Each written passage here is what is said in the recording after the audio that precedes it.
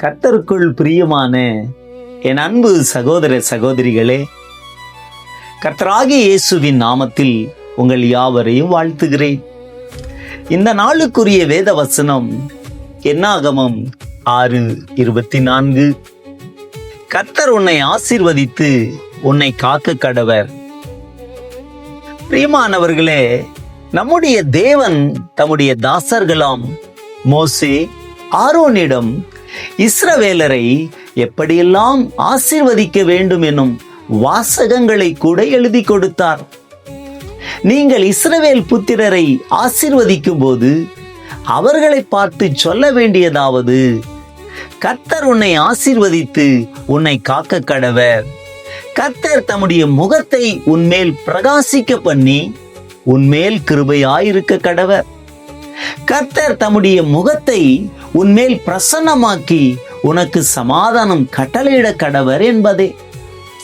இவ்விதமாய் அவர்கள் என் நாமத்தை இஸ்ரவேல் புத்திரர் மேல் கூற கடவர்கள், அப்பொழுது நான் அவர்களை ஆசீர்வதிப்பேன் என்று சொன்னார்.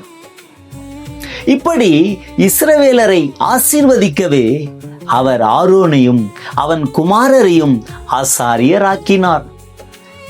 எப்படியாவது தாம் தெரிந்து கொண்ட மக்களை ஆசீர்வதிக்க வேண்டும் என்பதே அவரது தனியாத தாகமாகும். அன்பானவர்களே, ஆதாம் ஏவாளை நேருக்கு நேர் ஆசீர்வதித்து கர்த்தர் ஆனந்தம் அடைந்தார். அவர்கள் கர்த்தரை விட்டு பாவம் செய்த போதும் அவரது உள்ளம் அவர்களை ஆசீர்வதிக்க தவறியதே இல்லை. தமது ஆசீர்வாதங்களை பல விதங்களில் அவர்களுக்கு அனுப்பி தந்தார். முற்பிதாக்களின் மூலமாக அவர்கள் வாயிலே அவர் வார்த்தையை வைத்து அந்த சந்ததியை ஆசீர்வதித்து வந்தார். ஆசாரியர்கள், தீர்க்கதரிசிகள், ராஜாக்கள் மூலம் இஸ்ரவேல் ஜனங்களை கர்த்தர் ஆசீர்வதித்தார். தமது வேதத்தின் மகத்துவங்களை எழுதி கொடுத்து அதன் மூலம் ஆசீர்வதிப்பதே அவருடைய விருப்பம் என்று சொல்லிக் கொடுத்தார். சாபத்தை தள்ளி ஆசீர்வாதங்களை மட்டுமே சுதந்தரித்துக் கொள்ள வேண்டும் என்று அவர் விரும்புகின்றார். ஆம், நமது பிதா ஒரு ஆசீர்வாத வள்ளல். ஆண்டவருடைய உள்ளத்தை, ஆசீர்வதிக்கிற உள்ளத்தை இந்த வார்த்தையிலும் நீங்கள் பாருங்கள். இந்த நாளில் இந்த செய்தியின் மூலமாய் நீங்கள் கற்றுக்கொள்ளுங்கள். தேவன் ஒருபோதும் தம்முடைய ஜனங்களை சபிக்கவே இல்லை, அடிக்கவே இல்லை, துன்புறுத்தவே இல்லை.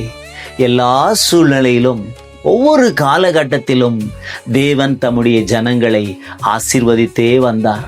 அதே தேவன் இந்த வார்த்தையை கேட்டுக்கொண்டிருக்கிற உங்களையும் கர்த்தர் உங்களை ஆசீர்வதித்து உங்களை காக்க கடவர். கர்த்தர் தம்முடைய முகத்தை உங்கள் மேல் பிரசன்னமாக்கி பிரகாசிக்க கடவர். உங்களுக்கு சமாதானம் கட்டளையிட கடவர் என்ற வார்த்தையின்படி உங்கள் ஒவ்வொருவரையும், உங்கள் குடும்பங்களையும் நான் ஆசீர்வதிக்கிறேன். செபிப்போமா?